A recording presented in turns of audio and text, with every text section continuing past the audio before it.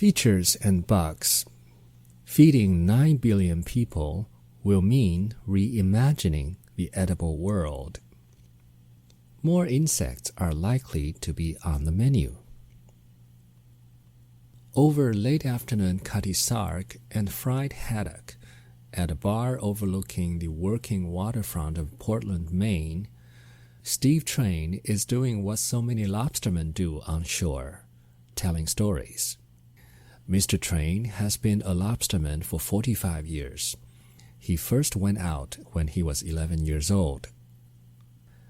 One story is about sea urchins. For years, when he and other lobstermen found sea urchins in their lobster traps, they would crush them underfoot. The urchins were nuisances. That was before Japanese buyers realized that urchin from cold waters off Maine produced some of the finest uni on earth. There was value, it turned out, in something long overlooked. Mr. Train now hopes the same thing could be true again, this time for weeds. At the end of October, when winter weather and the departure of the lobsters for deeper waters will soon be keeping him off the water, Mr. Train lays ropes seeded with kelp across 1.6 hectares or 4 acres of water close to where he lives on an island in Casco Bay. He uses the same equipment to tend his kelp farm as he does to catch lobsters: boats and ropes, pullers and winches. Atlantic Sea Farms, the company that supplies the seed, promises to buy every usable blade. It ferments some into sea chi, deliciously briny and funky. Some is frozen for smoothies. The fight to feed a world of perhaps 10 billion people by mid-century is being fought on many fronts. It demands massive reductions in the amount of food wasted and farming that ensures long-term soil fertility at the same time as increases in yield. It will also be helped by filling in some of the gaps in the current food system, things overlooked until an entrepreneurial eye, coupled to an appropriate technology, sees what could be made for them. Fishing and agriculture tend to be seasonal, leaving workers with time and unused machinery for part of each year that, with imagination, can find alternative employment. There are foods routinely ignored in some places which other palates and cultures prize, such as sea urchins. Kelp farming happens to tick both boxes. Seaweeds of various sorts are routinely eaten across East Asia, but the global industry is worth only around $6 billion per year according to the UN Food and Agriculture Organization (FAO), about as much as Americans spend on tortilla chips. Kelp is loaded with minerals and fiber, and a lot more sustainable than many crops it might replace. But as anyone who has ever raised or been a child knows, just because a thing should be eaten does not mean it will be. Filling in the gaps in the world's food web requires unlearning some tastes and preferences. Consider the insect. Around 1,900 species are eaten around the world, according to the FAO. The cuisine of Oaxaca, arguably Mexico's most complex and delicious, features fried chapulines, grasshoppers, seasoned with lime, chilies, and salt, and rolled into a fresh corn tortilla. Drinkers in rural Thailand snack on deep-fried thumb-sized beetles. Those working the fields of southern Africa prefer chubby mopani worms. Around 2 billion people choose to eat insects on a regular basis. The rest of the world does so unknowingly and to a lesser degree while eating other things, as FDA rules make fascinatingly clear American asparagus, for example, is not allowed to contain more than 40 thrips, tiny winged insects, per 100 grams. Insects convert nutrients and water into protein far more efficiently than more commonly consumed animals. Raising them does not require land clearing, releases very little greenhouse gas, and can be done alongside other crops, another bit of gap filling. They can be fed on organic waste, reducing the flow of waste into landfills.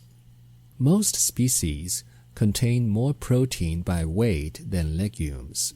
Some contain more than meat and eggs. Their exoskeletons can be uncomfortable in the mouth, but exoskeletons, as eaters of prawn and lobster know, can be removed. It would undoubtedly be better for the world if people ate more bugs. And yet, many in the Western world, including your correspondent, who is otherwise a reasonably adventurous eater, find the notion of such entomophagy revolting. This is illogical, particularly for diners who happily consume shrimp and other crustaceans, but then eating is only really logical. 50 years ago, most Western diners looked askance at eating raw fish. Today, you can get sushi at supermarkets. A number of insect food startups have been garnering a modest amount of investment, hoping for a similar change in taste. Pat Crowley runs one of the older ones, Chapool, founded through a Kickstarter funding campaign in 2012. He's an ento-evangelist. Black soldier fly larvae he enthuses are, quote, one of the best tasting insects I've ever had. Who was drawn into the business by his concerns about water resources in the American West. He says that younger consumers are far more open to entomophagy than older ones, which is a source of hope.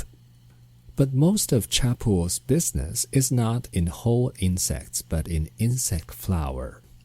The growth of keto, paleos, and other protein-heavy diets, as well as those that eschew wheat, has made cricket flour an appealing bet for buck farmers.